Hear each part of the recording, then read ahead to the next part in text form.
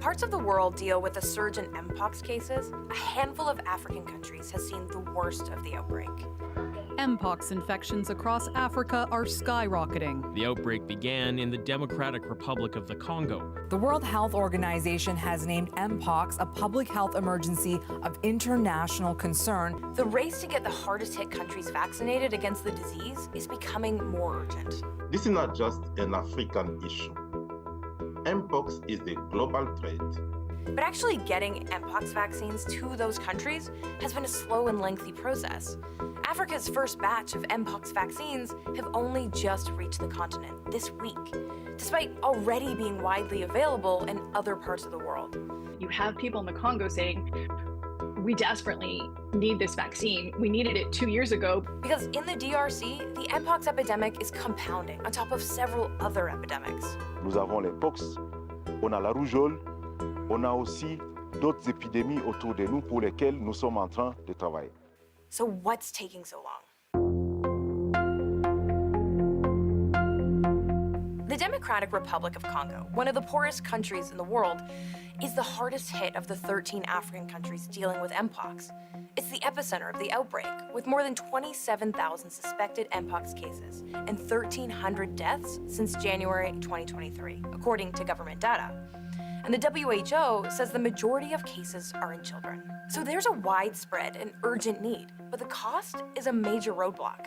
Take the dominant vaccine used in the 2022 mpox outbreak in the US, for example.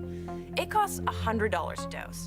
And the Africa Centers for Disease Control and Prevention estimates that 10 million doses are needed across the continent. That's $1 billion worth. So here's where healthcare organizations come in. Groups like Gavi, the Vaccine Alliance, work to get vaccines into developing countries for everything from COVID-19 to Ebola to HPV and mpox. They buy from manufacturers and distribute them in low-income countries, like the DRC. But even before groups like Gavi can buy them, the vaccines need WHO approval. And that process is called pre-qualification. And there are a lot of time-consuming steps to this. First, manufacturers apply, sending dossiers of information on the vaccine itself. Once through that step, the WHO studies it. It also inspects the facilities where it was made and conducts field trials in areas where the vaccine will be distributed, all to ensure the vaccine is safe and effective.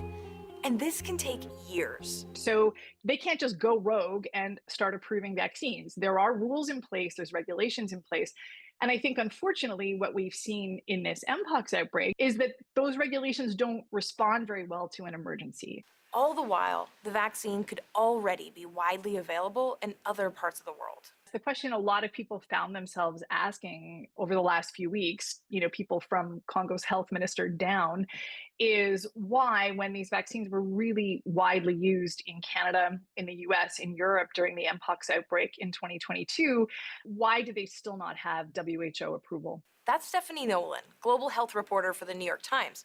She's been writing about health and other development issues in the global south for the past 3 decades.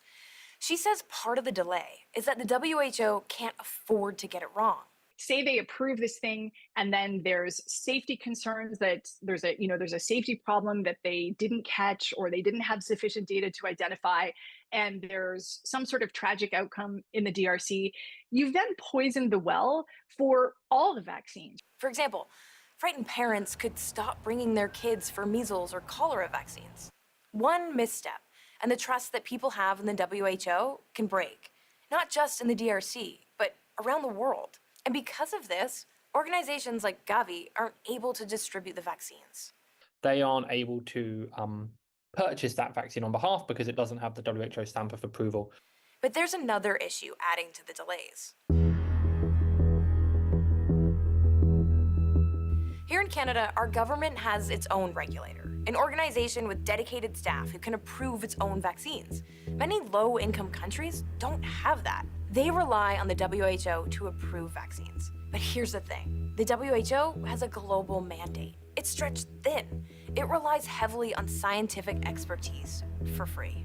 If you think about the size of the American FDA, for example, they are operating on budgets that are enormous compared to the budget that WHO has allocated. That department is, I'm told by everyone I ask, underfunded, under-resourced, and scrambling to do too much work.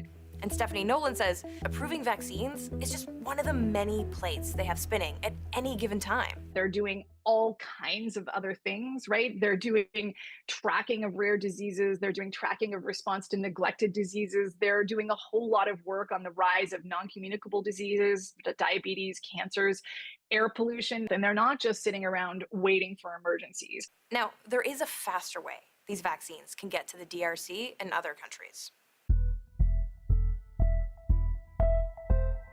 Depending on the speed of spread and the rise in cases, the WHO can issue an emergency license for vaccines. That's only possible if it first declares the outbreak as a public health emergency of international concern. They can only use the emergency use process when there's an emergency. And so even though the company that makes the main vaccine that's being used for mpox submitted their data to the WHO back in 2023, it hasn't been reviewed, and there was no sort of process underway to issue that license because there was no emergency. That did happen, but only just 2 weeks ago. The situation constitutes a public health emergency of international concern. Now, experts say the wheels are finally in motion. I'm reasonably confident there's going to be an emergency use license for this vaccine by late September, which should speed things up. In the meantime, the WHO has urged wealthier countries to donate shots, and several have stepped in already, including Germany and Spain. The US has also sent doses to Nigeria, which arrived this week, but still, no doses in the DRC. The US says it has donated 50,000 to the DRC, but we don't know when they'll arrive. And it's clear time is of the essence in an epidemic. As the epidemic grows, the probability that transmission will occur to other countries in Africa and outside of Africa rises. So there is clearly that element that if we simply do not control the epidemic in DRC, the number of cases is only going to go up. So the sooner the vaccines can get there, the better.